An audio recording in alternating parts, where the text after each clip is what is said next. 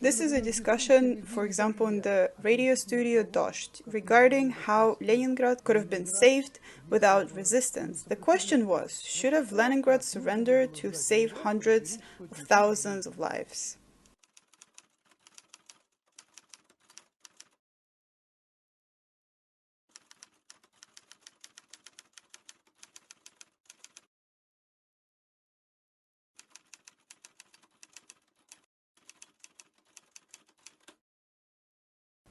Now, please imagine for a moment this question that the people of Leningrad are facing. For a moment, imagine that this question was heard by those who were dying during the blockade from cold and starvation. Imagine that they heard this question. Imagine just one of them saying it out loud. Hey, let's just surrender the city. Why are we suffering?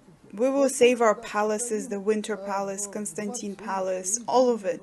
Let them stay in the city. Nothing will happen. We have examples of such. With this reasoning, it's absolutely logical that the statement by journalist Alexander Menkin, maybe it would have been best if the Nazi Germany in 1945 defeated USSR. Make it 1941 even better. We wouldn't have lost something like 20 or maybe 30 million people, and that is not including the Beriev after war millions. We freed Germany. Maybe instead we should have freed ourselves. This is just an interesting short-sightedness, Mr. Milkin.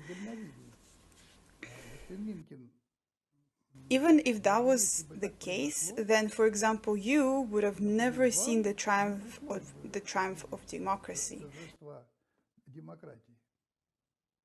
Because the gas chambers would have come here just like in the rest of the world. Here's what writes the writer Lyudmila Ulitskaya. You know, all of us with condescension look at French people because we're heroes, while the French surrendered their country for the Germans.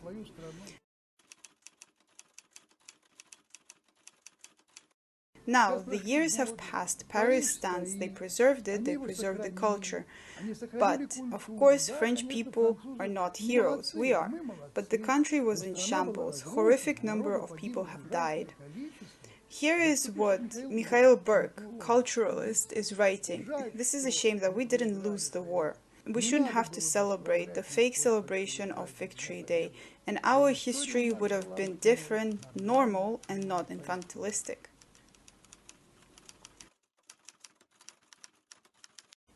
Isn't it infantile what I have just read you? Save Paris, what exactly was it?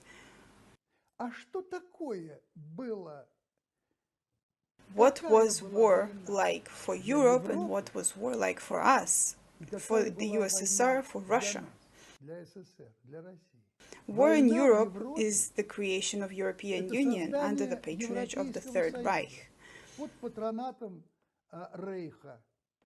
The culture is preserved, well, yes, the national interests are a little bit repressed, but everything is fine. In the battle with the communist disease, with Bolshevism, we can endure it a little. And what was prepared for us? Maybe those who were writing have forgotten about Plan Ost. I shall remind you, General Sergeant Galder, unshakable decision by the Führer to level out Moscow and Leningrad with the ground so that we can be rid of the population in the cities, which otherwise we would have to feed during winter. The execution of this mission should be done by aviation. Tanks are not needed. Commander of the 4th Tank Division, Gapner, the war should be executed as a historical battle between the Germans against the Slavs, defending the European culture from the Moscow Asian flood, defense against the Jew Bolshevism. Defending the European culture should be done by destroying the current Russia and therefore should be executed with brutality of unheard proportions. Who would have survived? Mr. Dolin, Madame Ulitskaya, who would have survived? Preservation of Paris in comparison to what was happening here. Just look at how Paris was preserved. Just look at this incredible independence. Just look at it. And now compare it to what was happening with us. Look at it. Look, And then you're writing that we could have done just like them, having in mind all of this, the destruction of our country with millions of cases, out of which the majority of fallen were civilians, elderly, children, and women. There is a wonderful commentary to this picture. Persians really are distraught during the period of the Nazi occupation. When they drank their morning coffee and a random German soldier passed by, their hearts shrank from the pain for their assaulted motherland, and they had to add more cream so that the bitter taste would go away.